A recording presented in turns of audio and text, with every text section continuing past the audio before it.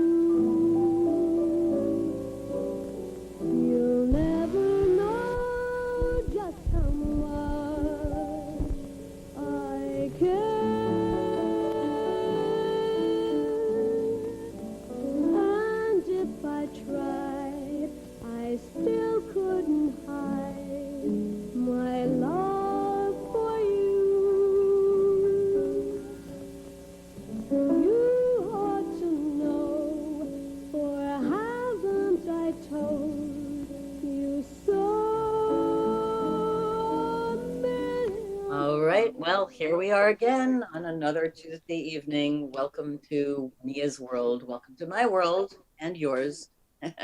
It's a full moon tonight, so we've got quite an interesting array of musical and moonlit songs.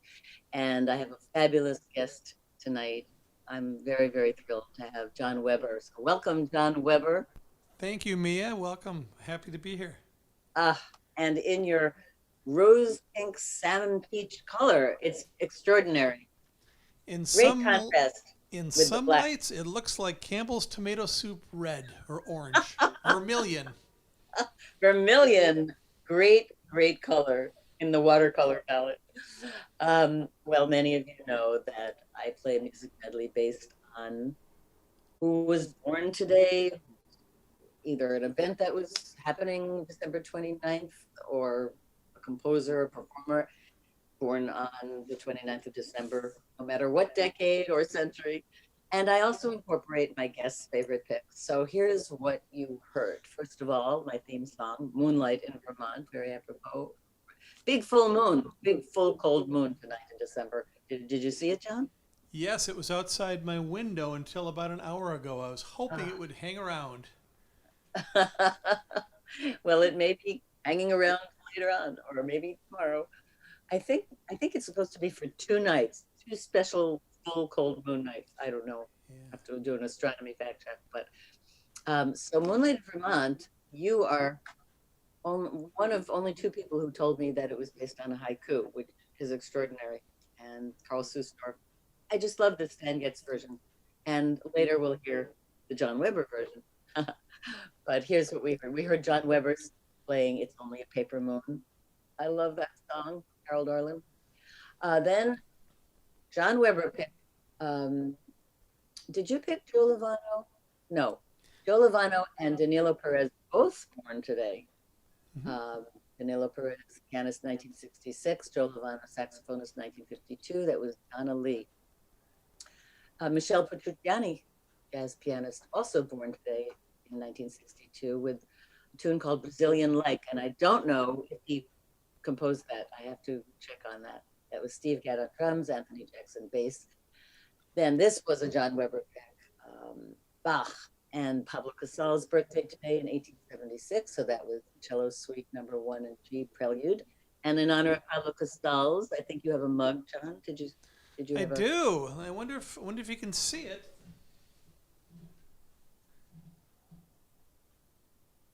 Yeah, we can see it. Barcelona. There you I are. love it. He lived Fits right almost. into your He was almost color. 97 when he died. Wow. He lived grand, lived. grand life. Then we heard Billy Dorothy Tipton, born today in 1914, with the great tune Gershwin tune, The Man I Love. And then switching over to the rockabilly style, singer-songwriter Glenn Reeves, That'll Be Love. John Voight, born today in 1938, from the theme song from Midnight Cowboy by John Barry, the great Midnight Cowboy. The Supremes with My World is Empty Without You, Babe. Here's a case where something happened on December 29th, 1965. That song was released. Is it Massey, I believe? Laurel Massey, formerly from Manhattan Transfer with On the Street Where You Live, Winter and Low song. Another John Weber pick, Art Tatum with the Jerome Kern song Yesterday's. Art Tatum, unbelievable. That was one of your main influences, correct, John? Love Art Tatum. Everything about him. I have Art Tatum on a tie, as a matter of fact. You do? It was hand painted. There was a woman named Jane Ireland out in England who paints ties, paints silk ties right on the tie itself. I should have worn it. Do you have a great? Well, we can switch. We can do a costume switch. Anything's possible on Mia's World. Then another event, December 29th, 1902, The Entertainer, one of several piano rag compositions copyrighted by for Scott Joplin by the U.S. Copyright Office. And finally, I love this, Barbra Streisand at age 13, she recorded You'll Never Know, the Harry Warren McDavid song, December 29th, 1955 in NOLA Studio. So that was Barbra Streisand at age 13. It's so sweet, so innocent. And that was the medley. Now a couple of other things, and John's gonna sort of step in here at some point and add and expand on my birthday list for December 29th, but a couple of other birthdays that I have. David Siqueiros, Mexican social realist, painter, and muralist in 1896. Vivica Lindfors, Swedish actress, you might remember from The Way We Were, 1920. Mary Tyler Moore, December 29th, 1936. John Voight, also 1938. Ted Danson, 1947. And Carlo Ponti, the son of Sophia Loren and Carlo Ponti. He's the Italian orchestral conductor, born December 29th, 1968. Now, John has a few to add to this list. December 29th, the day that, let's see, we have to go back to 1721 for French King Louis XV's favorite mistress named Madame Pompadour. When Madame Pompadour was on a ballroom floor, said all the gentlemen, obviously, the madam has the cutest personality. How many people from the 18th century make it into a pop song with Johnny Mercer and Jimmy Van Heusen? Not many. And how many people know these facts? Only one. John Webber. Plenty. I don't know. 1800, Charles Goodyear. I wonder what he invented.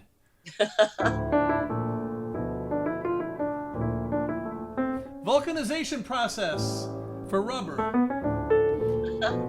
It was a very good year. President Andrew Johnson, born 1808 on this date. And let's see, Billy Mitchell, famous aviation hero from World War I. And Tom Bradley, mayor of Los Angeles, born 1917. Dina Merrill, 1925. Dina Merrill, if anybody's ever been to the Eugene O'Neill Theater in Connecticut, there is an entire building simply called the Dina, named after her. I remember seeing her as a kid, falling in love with her, seeing her in a movie called The Letters, a movie of the week.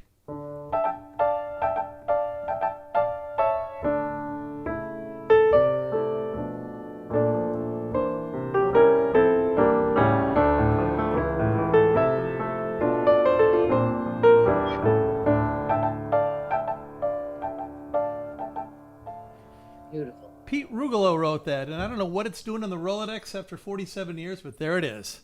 Lo and Gorgeous. behold. That's beautiful. I think the name of that sequence, there were 3 different stories, and hers was called Dear Penelope, if I remember right. Let's see. Oh, 1936, you did mention that December 29th of 1936, Mary Tyler Moore was born. Yes. Also born on that same day,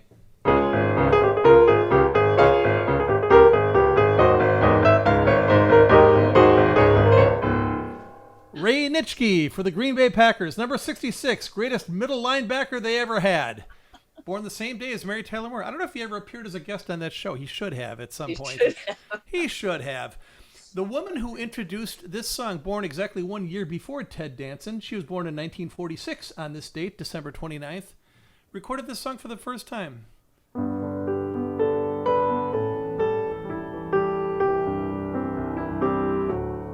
In 1964. The first song that Keith Richard and Mick Jagger ever wrote together, if I'm not mistaken. As Tears Go By. Marianne Faithfull sang it. She was 17. 17 years old. Let's see. Oh, 1951. Born the same day as Laurel Massey. We had... The woman had a pop hit with... In 1973.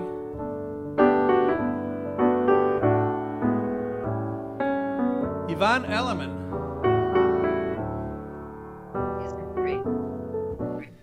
And that's all I can think of. That's the only ones I can... Quite a handful.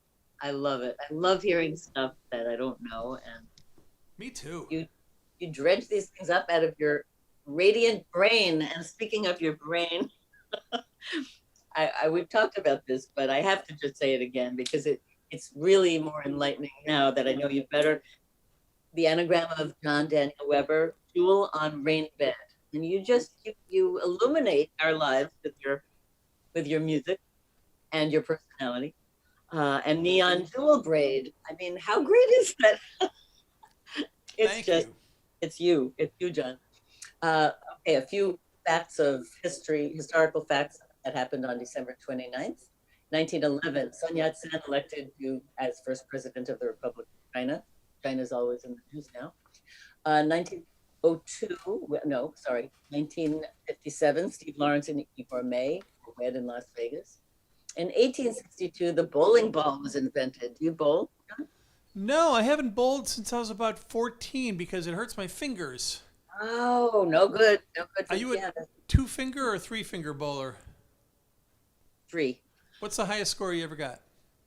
Oh God, I don't. It's so many years ago. I don't remember. Do you remember? 181. I've never done better than that. Oh well. Wow. Let's see. Thunderball, 1965, Oh my premiered in gosh. Tokyo, the fourth James Bond film starring Sean Connery.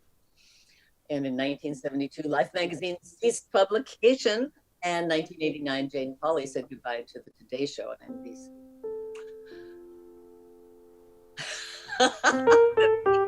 Great. Tom Jones passed out one concert when he sang that last note. Thunderbolt!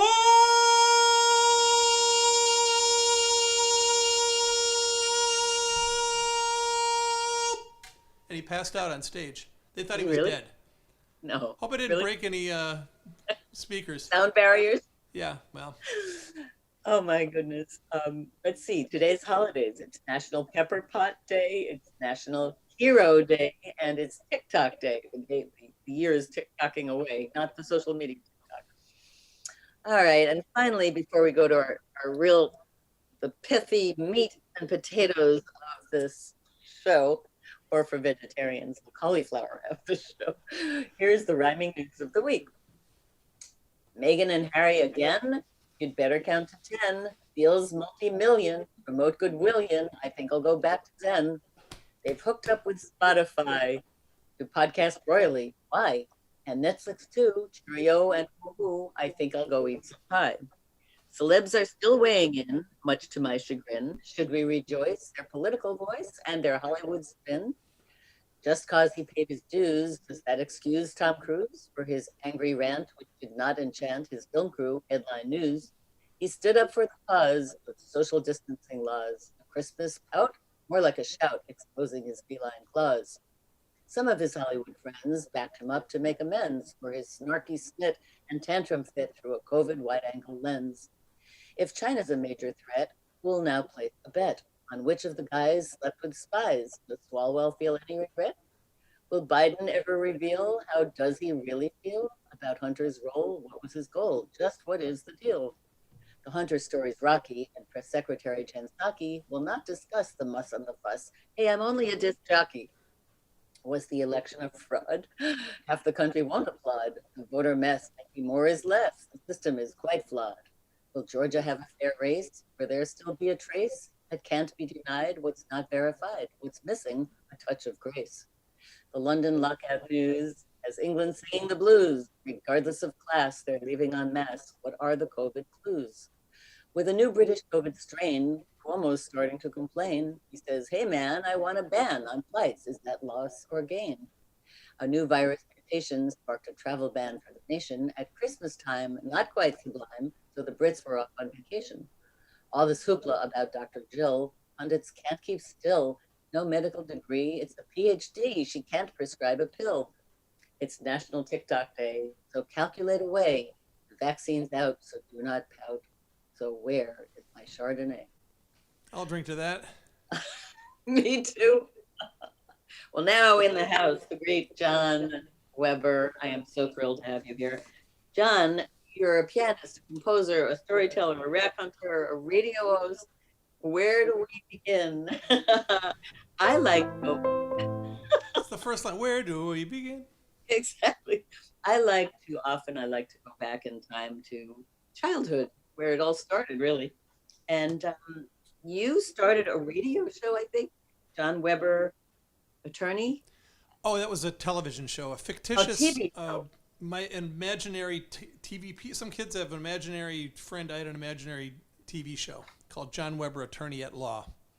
So, did you want to be a musician, an attorney, a TV star? Any particular thing happening when you were young that you felt, oh, this is my calling? I wanted to be everything. I think was one of those kids who had 4 choices of science projects to either A, B, C, or D, and I'd wind up doing 4 projects because all 4 topics would interest me enough to get 4 of them done. So yes, well, John Weber, Attorney at Law, that character, of course, could do martial arts and spoke 15 languages and could do all kinds of crazy stuff. Well, that segues right into the Mr. Cleckley, right, tune, which I would love to hear you talk about your composition at the age of 9, I believe, Yes. of Mr. Cleckley. Yes, there was the TV show in my brain, John Weber, Attorney at Law, and it did have its own incidental background music and its own opening and closing titles. And this was the opening title. And there would be sort of a little moment where I'd be, freeze, or chasing the bad guys, drop that shotgun, whatever I'm doing, or, where were you on the morning of September the 18th? That would be, and then it would go into a little panel like the Wild Wild West. So this is the main song for John Weber, Attorney at Law. This is playing while all this action's going, this sort of noir. I had a fedora and it was black and white, and like this.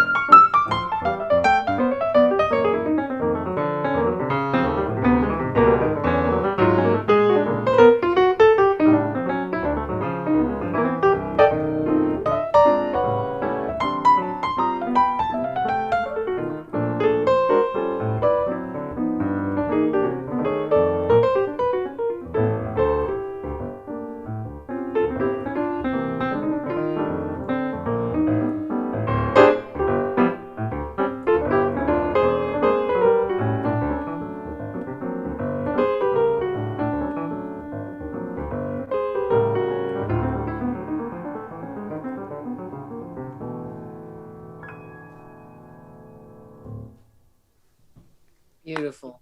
Thank you. Beautiful. I can't believe you were 9 when you composed that, John. You know something? Every time a tune would come into my head, if I was that age, I think, did I write this or did I steal it from somebody? And in all fairness, I think the bridge is jada jada jing jing jing, isn't it? Because jada jada jing jing jing is, and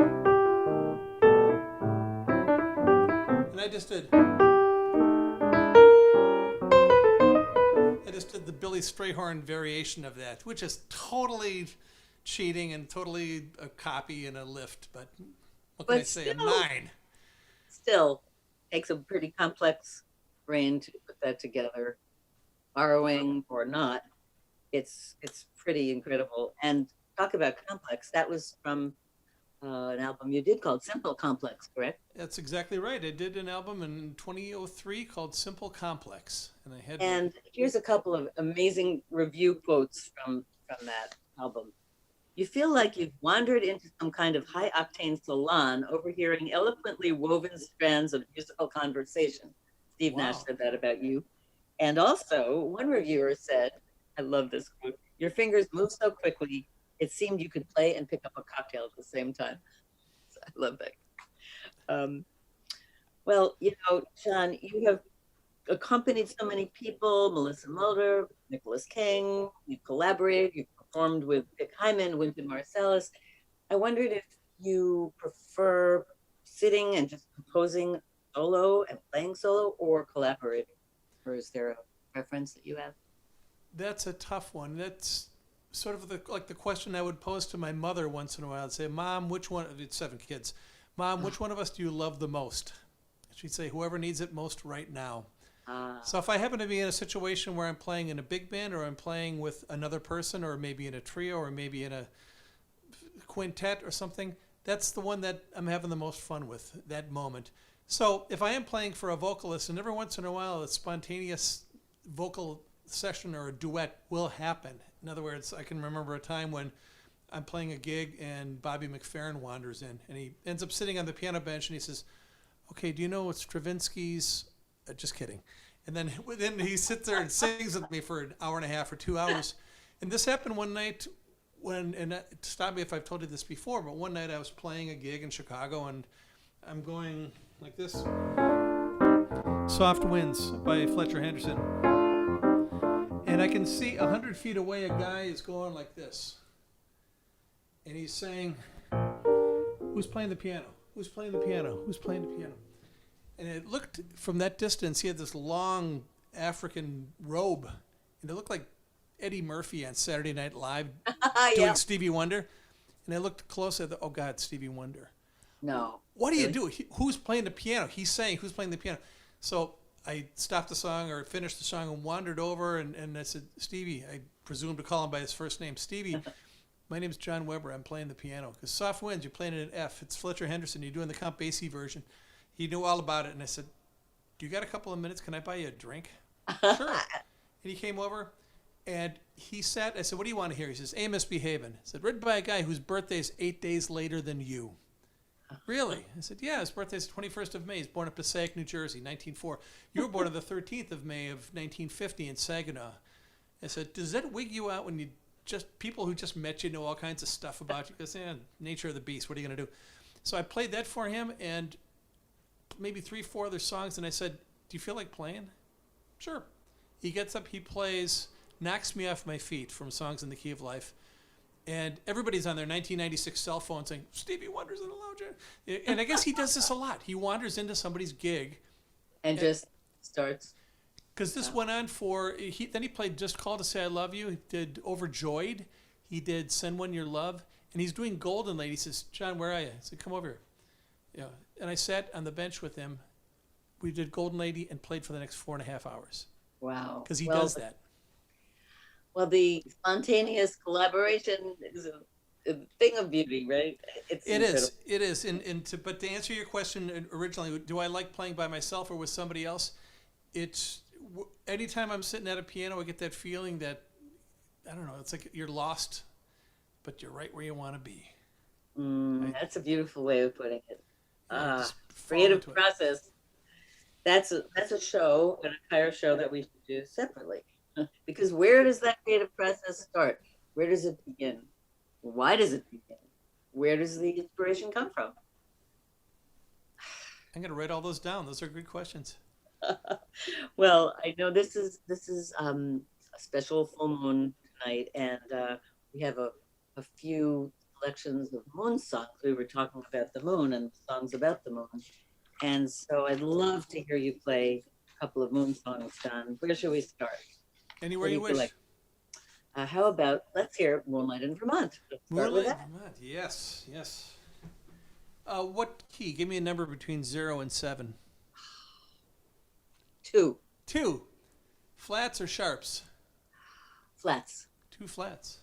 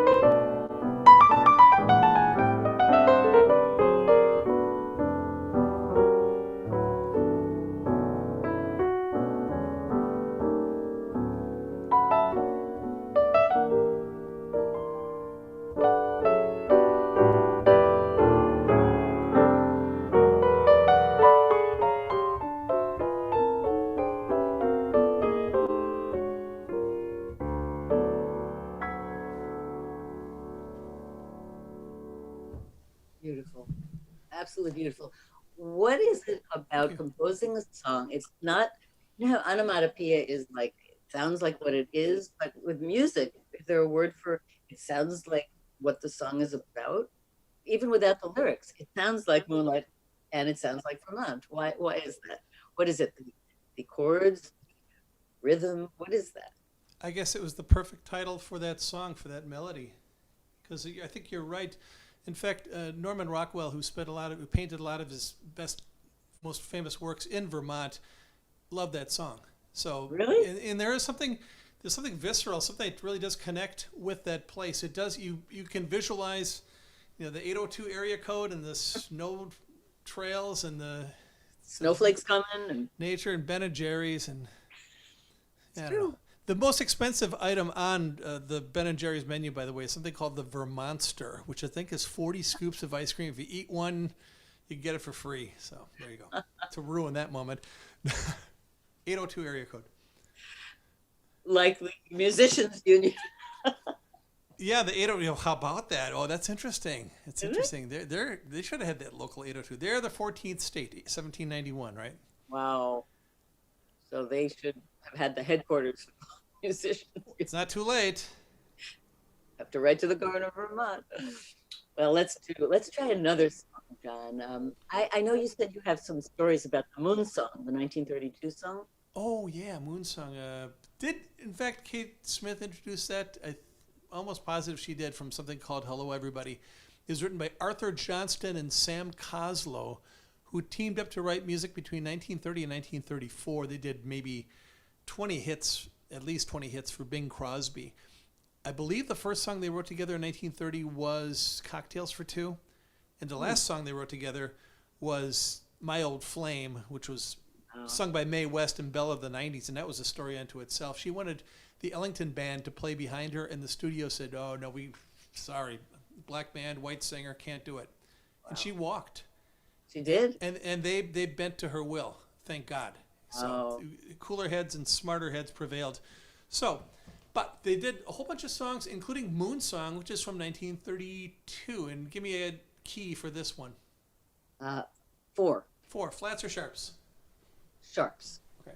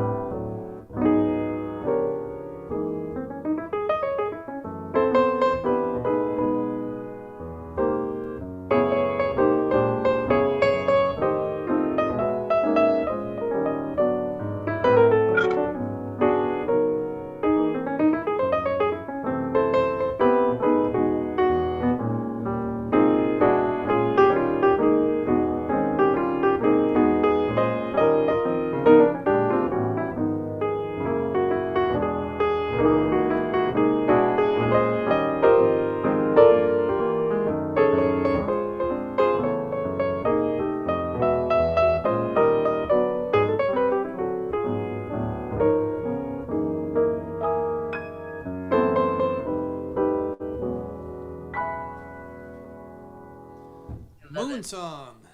I love that Moon Song. Yeah. It's It just very does sound a little bit like something else, doesn't it? Remind you a little bit of Sibelius?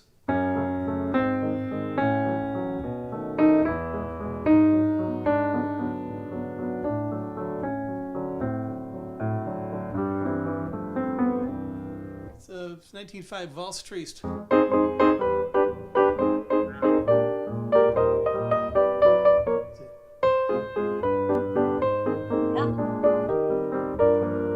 Oops. that happens a lot where popular songwriters borrow from classical, right? But what do? They sit there with a classical music collection and start listening and then say, "Oh, that sounds good." How does that happen? That happened a lot in the late 30s and early 40s. People would just take a classical melody, a famous thing, and sometimes not so famous, and they would just lift it up. They figured, well, this person's dead, so we're just going to take their melody and use it. There was a Crazy Cat cartoon about that where they took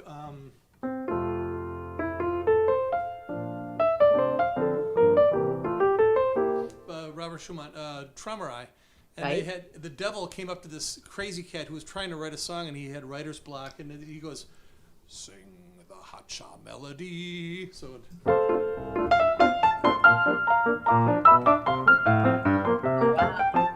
it became a gigantic hit. And of course, he'd sold his soul to the devil, so it was very silly. But even that valse triste, come to think of it, there's a middle part of valse triste that goes like.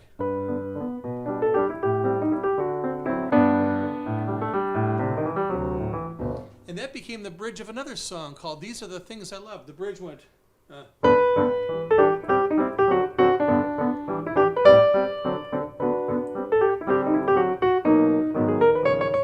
They stopped just short of stealing all 8 bars from that bridge. So there you go.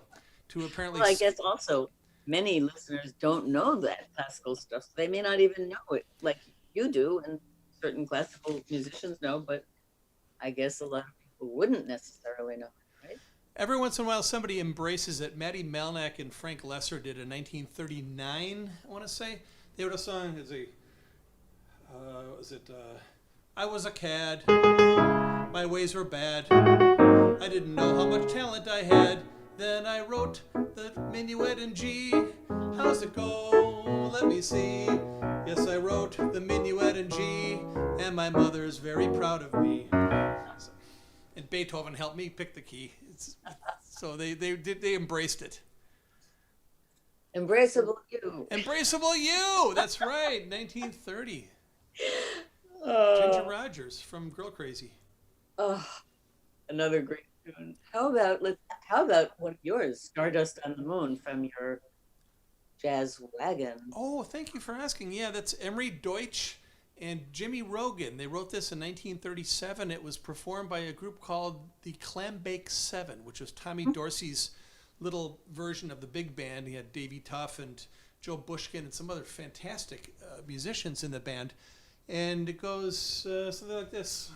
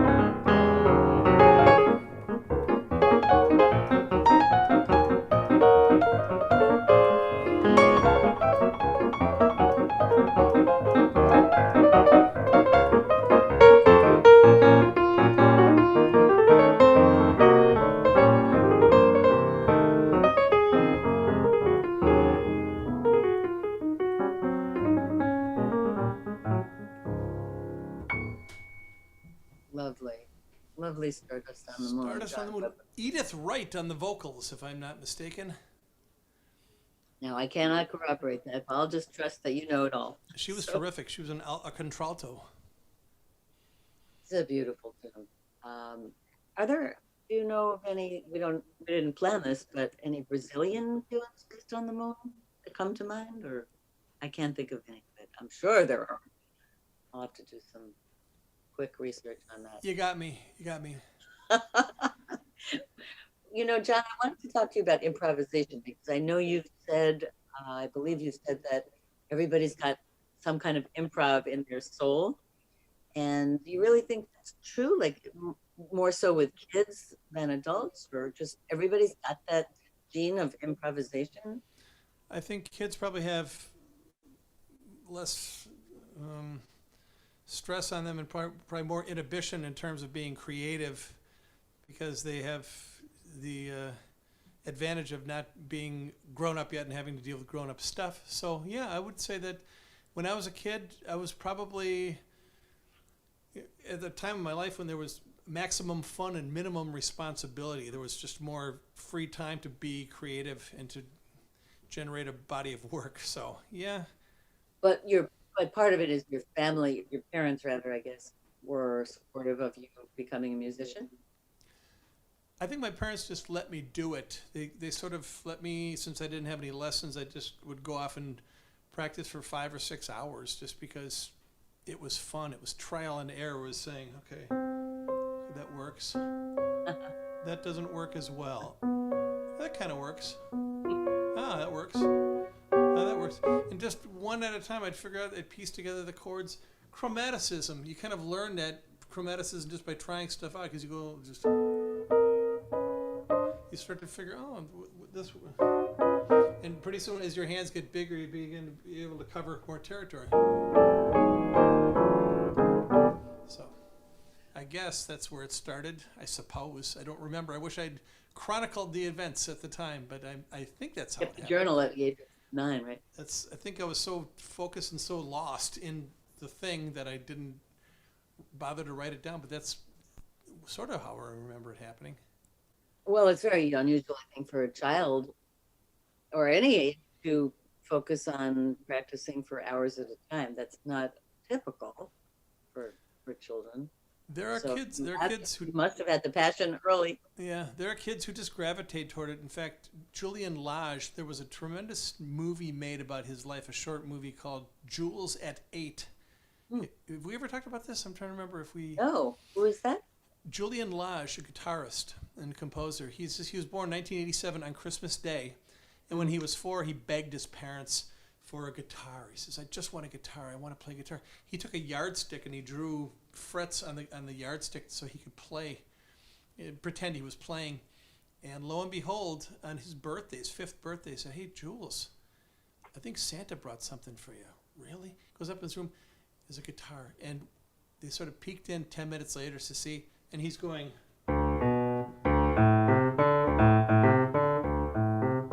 He's playing What I Say by Ray Charles. He'd already figured that out.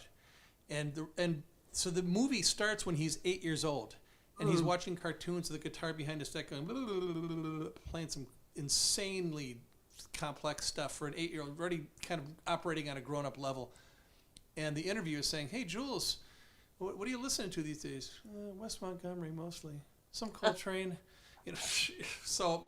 Some kids, they just are born into it, and they can't even help it, and they can't resist it, and they're powerless to fight it, and they just let it happen, and it happens. And they either get bored with it and interested in something else, or they pursue it and become masters. Like Julian is now a full-blown, unbelievable guitar master.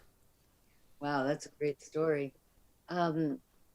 Your gigs as a radio host of Piano Jazz on NPR, you took over for the great Marion McPartland. I just wondered, what was so special about her? What was her lesson to you? Did you learn from her as a musician and or as a radio host? Oh, we all did. My gosh, she just set the gold standard for how to do that show. And it happened when she was 60 years old. She was approached, NPR said, what would you do if you had 59 minutes a week? What would you do if you had a kid in a candy store? Anything you want. I think I'd like to interview other jazz piano players. That's great. And in those days, people took chances on stuff like that. They said, sure, go ahead. And they gave it to her, and she thought, I'll do this for 3 months, maybe. And she had Mary Lou Williams on, and she had Barbara Carroll on, her 2 chief rivals when she was first entering the business. And boy, it's competitive enough, but to be a female in jazz in those days, in the late 40s, forget about it. It was just very, extremely competitive. But she had those 2 on the show and handled them wonderfully, just asked them cogent, brilliant questions and sort of demystified the mystique of jazz, because a lot of times we think of jazz musicians, you think of these brooding, indecipherable souls who are just sort of, tortured artists. And Marion would interview people and make you realize that sounds just like the person working at the bank, or sounds like the guy selling you a car, or at the grocery store. She's so gracious too. Yes, Elegant and gracious. She was articulate beyond belief, and she really knew her craft, and she really got into the spirit and the soul of whoever she had on the show. within 30 seconds of playing with them on the two pianos, she would sort of morph into their space, into their place, and she would play in a way that complemented them and was in their style and manner. I mean, when she was in her 80s, she had Paul Schaefer on the show. And she did this sort of clavinet-like figure. She had Chick Corea on the show. She did Chick Corea-like things. Immediately, she just glommed on. She understood it, and that's a gift that's really, she carved out a niche like nobody else. So following in, when she, at age 91, decided to retire from the show, I was given the formidable task of taking the show's concept and carrying it possibly beyond her lifetime. Incredible. Which I ended up doing for a few years, and it was immensely satisfying, and just to meet all these great musicians and to try to do what she did made me a lot better musician, tons better musician, just right, trying to live up to her ideals and to her standards. Wow, that's an incredible story. Well, we're all happy that you took that gig, because I learned a lot from listening to you. I listened to your interview with Lawrence Hobgood and Cecile McLaren Savant, and it's so interesting to have a musician interview another musician, because you know the language, but to make it accessible. That's what's so appealing about both Marion and yourself. We try not to get too jargony. In other words, to say exactly. that sharp 11 thing with the hyperlydian. We try not to say that. We say, yeah, that one real dense chord, that thing. Yeah, I like that. That's cool, man. When we talk like that, then we sound like regular people.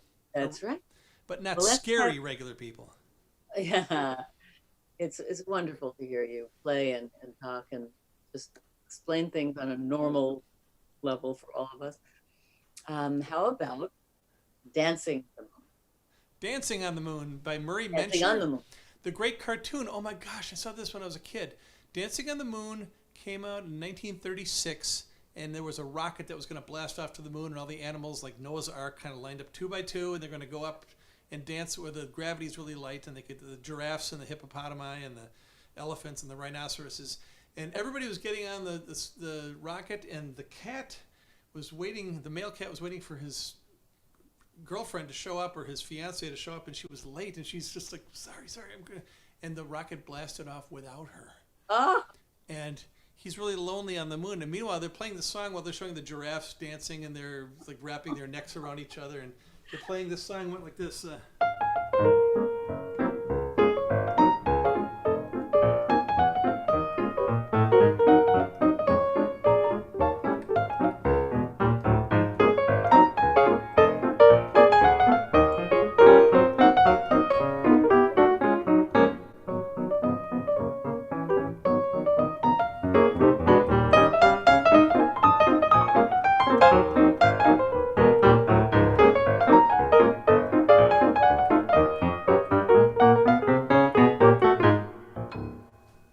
I love on the moon. The visual of what you explained is a perfect setup, and that's a charming piece. I'd love to just segue into nothing specifically moon-oriented, but in a way, your piece, Home Away from Home, which I feel is so moving, it sort of has to do with the moon in a way, because sometimes when I stare at the moon, especially the full moon, I feel like, could that be the home away from home for some of us? Never know. So I'd love to hear you play Home Away from Home. Oh, that's so nice of you. Thank you. I wrote this when I was in high school. I want to say maybe a junior in high school, probably 16, possibly 17. It was,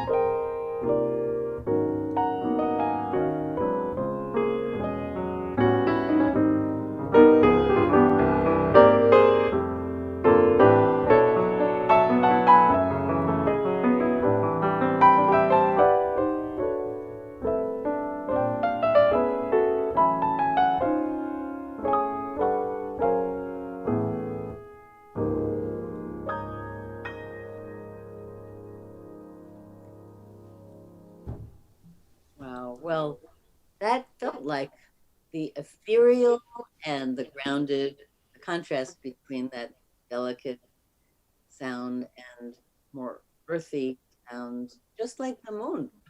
So it felt like a great home away from home. Where's home away from home for you, John? Do we know? That is such a good question. Maybe sitting at a piano. I don't know. Wherever the piano is. Sometimes I remember one time being at a piano in Belarus. I was in, of all places, Minsk, Belarus, and there was a piano, and I just started playing. It was just sitting in a bookstore or a cafe or something, and I just went up and went.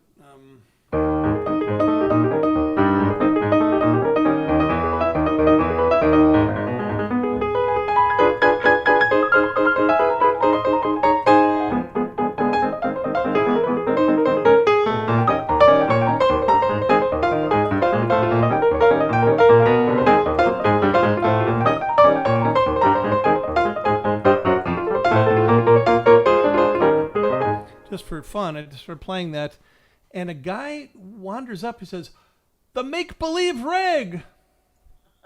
Close enough, okay? He called it the make-believe rag.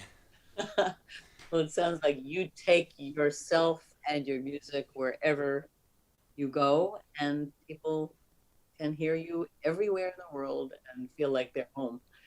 And that's a beautiful thing, to touch people with your music. And there's nothing better than that. I mean, that's a gift, and you've got that gift. And thank you so much for playing this gorgeous music for us, John, and telling your incredible, unique stories in the John Weber way.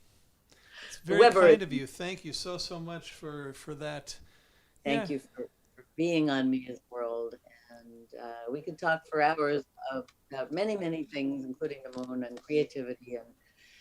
But thank you for being my guest, and thank you to Jade Zebrich for the engineering. And stay well, stay home, or meander a little bit, but stay healthy. And Happy New Year, John. Happy New Year to you. Meander, a good Turkish word. Is it? And it has Mia in it.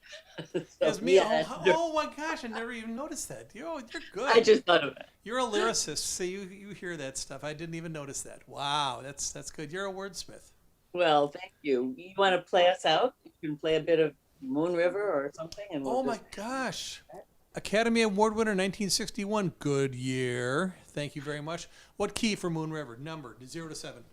6. Flats or sharp? Doesn't matter, I guess. It's going to sound the same.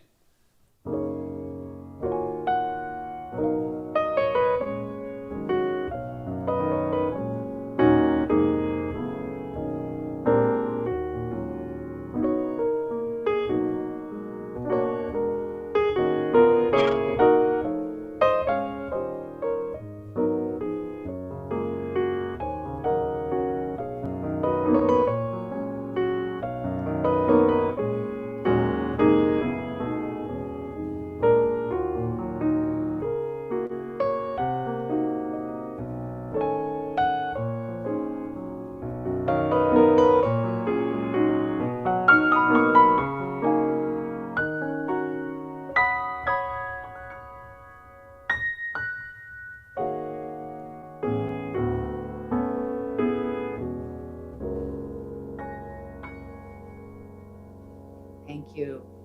Have a lovely evening. A great new year. Good night. Good night, man.